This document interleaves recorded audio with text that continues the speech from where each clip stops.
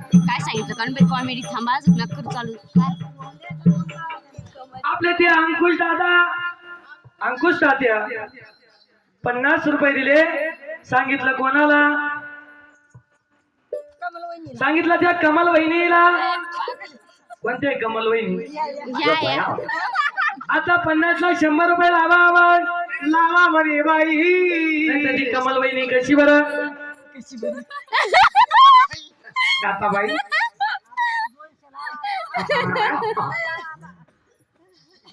मांडवाच्या बाजूला का बाई